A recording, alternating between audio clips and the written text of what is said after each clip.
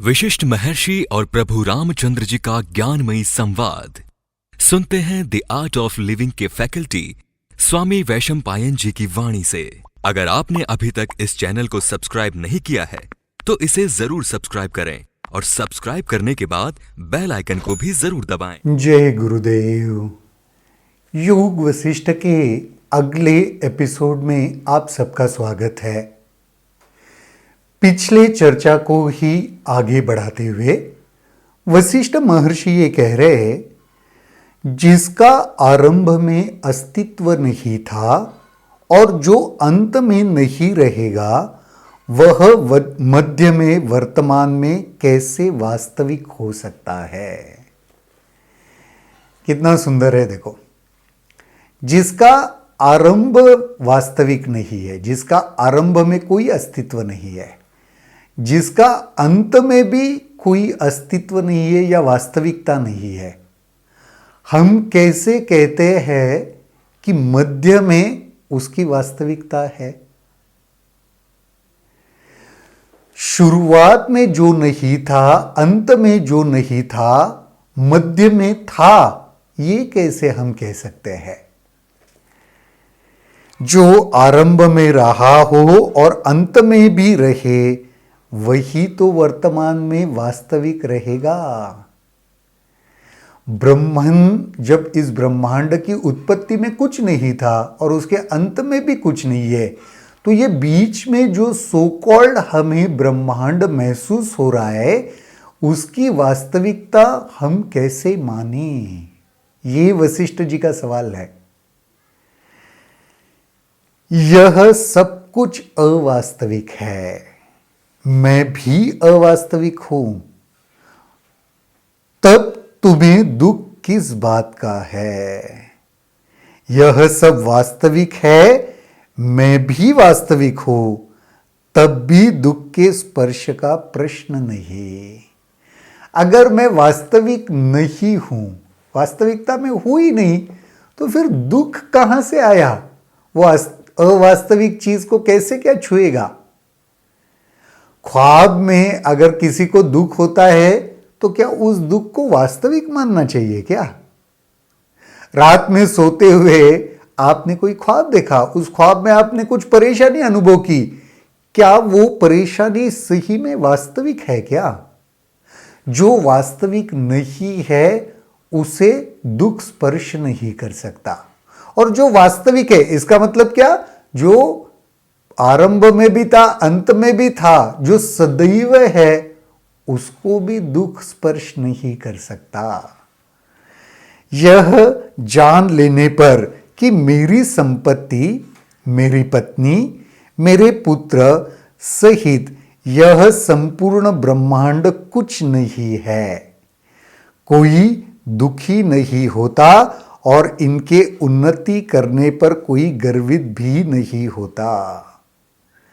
अगर जीवन का जो परिवार है, पुत्र, पत्नी, संपत्ति, ये सारी चीजों को अगर अवास्तविक समझ लिया गया तो फिर ये सारी चीजों की वजह से जो दुख होता है, क्या वो दुख होगा हमें। नहीं। यदि अवास्तविक रूप तिरोहित रहता है तो किसी का क्या जाता है। जब सब कुछ पूर्णता अवास्तविक है तो उसे नष्ट भी कैसे किया जा सकता है। अगर कुछ अवास्तविक है तो उसको नष्ट कहां से किया जाएगा, क्योंकि वो है ही नहीं। अभी ये तो ऐसी बात हुई ना कि किसी व्यक्ति कोई आकर ये ऐसे सोच रहा है कि उसको परेशानी है, वास्तविकता में नहीं है, लेकिन वो सोच रहा है कि उसको परेशानी है, काल्पनिक। डॉक्टर के पास ऐसे पेशेंट्स आते हैं, देखो कभी आपने देखा होगा, उनको कोई बीमारी नहीं होती पर उनको लगता है वो बीमार है। अब बताओ तो अगर किसी को कोई बीमारी है ही नहीं तो उस बीमारी को कैसे मिटाया जा सकता है। वही यहां पर वशिष्ठ महर्षि कह रहे, विपरीत जब वे उन्नति करते हैं तब तो दुखी होना चाहिए, क्योंकि यह उन्नति तो अज्ञान को बढ़ाने वाली है। उन्नति देख के एक सामान्य व्यक्ति तो खुश होता है, लेकिन महर्षि कह रहे हैं कि ये उन्नति को होता देखकर तो दुखी होना चाहिए। क्यों? क्योंकि जो उन्नति हम समझ रहे हैं वह अल्टीमेटली तो अज्ञान को ही बढ़ावा दे रही है। अतः जो मूर्ख में लालसा और आसक्ति उत्पन्न करता है वह ज्ञानी में विराग और उपेक्षा उत्पन्न करता है। जीवन की जिन बातों को देखकर मूर्ख या अज्ञानी उत्साहित होता है, नहीं, वो कुछ भी हो सकता है, वो संपत्ति हो सकती है, वो कंट्रोल हो सकता है, वो रुतबा हो सकता है, रिस्पेक्ट हो सकता है। ये सारी चीजों को एक मूर्ख व्यक्ति के जीवन में जब आती है तो वो उत्साही हो जाता है।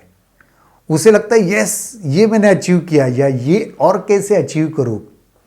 लेकिन ज्ञानी के लिए यही सारी चीजें क्या विराग उत्पन्न करती है, वैराग्य उत्पन्न करती है। ये सारी चीजें देखकर उसे, ये ज्ञानी को ये समझ में आता है कि ये सब अवास्तविक है।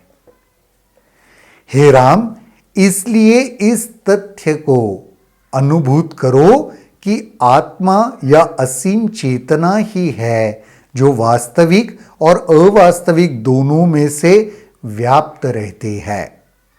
इसलिए वास्तविक और अवास्तविक दोनों से ऊपर उठना होगा।